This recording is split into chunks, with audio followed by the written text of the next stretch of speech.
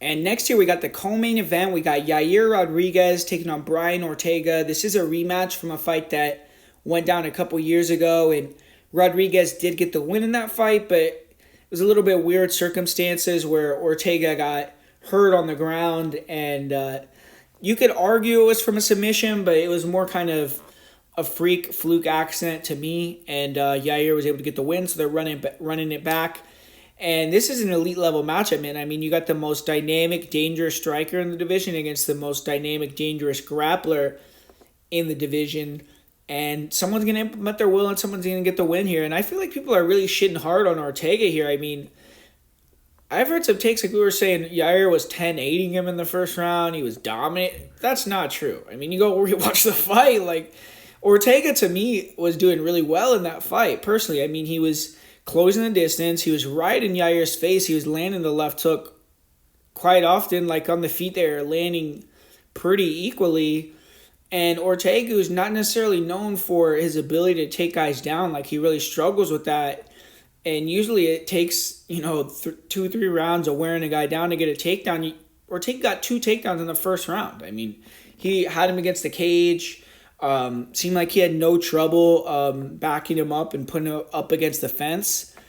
So I liked a lot of what I saw from Ortega in that first fight. I feel like he had a lot of success early, and I think that early, before I watched that fight, I would have thought Yair early on would have had a lot more success defending the takedowns and not letting himself get pushed and backed up against the cage like that, but he really didn't, and Ortega was able to do what he wanted. He was on top when he ended up getting finished, which I think the likelihood of that happening again would be extremely low.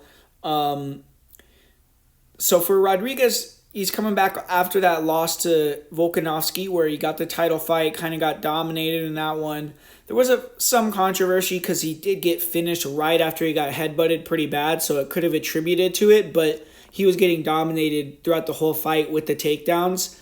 And that's been Yair's Achilles heel his whole career. I mean, even if you go back to that famous fight he had with Frankie Edgar where he got his eyes closed shut, he's getting taken down and beat up on the ground, and he just has never been able to correct that wrestling disadvantage that he has against almost everyone that he fights in his game. Even Max Holloway was able to go in there and get several takedowns on Yair and use that to win the fight. So I feel like Ortega's getting disrespected on the line here. I get that he hasn't won a fight since 2020.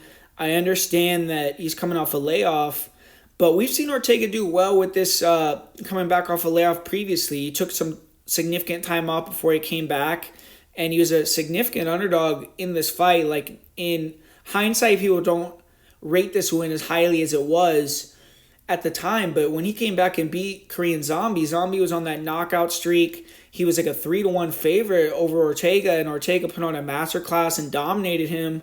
So Ortega has shown that he could take these layoffs, come back, and show up as an underdog and get the win. And Yair, I feel like the path to victory for both guys is clear. I mean, Ortega's going to have to pressure, kind of jam the kicks, jam the dynamic attacks of Yair, try to get him down to the ground, and then ultimately wear him out and submit him. I think Ortega's going to have the cardio advantage, and especially if he can make it more of a wrestling, grappling type of fight. And Yair's going to have to try to catch him coming in and knock him out, I think, with the one-strike attack.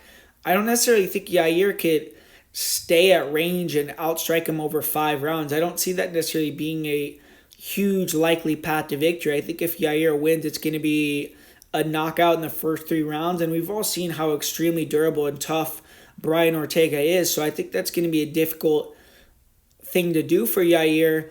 And if Yair can't get him out of there early, then I think Ortega's style with the pressure and trying to get it to the ground is going to be more successful over 5 rounds. So this fight being 5 rounds, I think, is a huge thing that not a lot of people are talking about. Like, obviously, most co-main events aren't 5 rounds, but they're making this fight a 5-round fight. I think if it was a 3-round fight, Yair would have a lot better chance of victory. With 5 rounds, I think it gives Ortega the advantage. So I'm going to go with Brian Ortega here. I think he's going to catch the submission. I'll say he gets the submission in the 3rd, 4th, or 5th round. The later rounds, I think Ortega is going to be able to find that neck or get into a scramble and catch a triangle or some sort of choke. So give me Brian Ortega here to come back, get the upset win and get the victory over Yair Rodriguez here.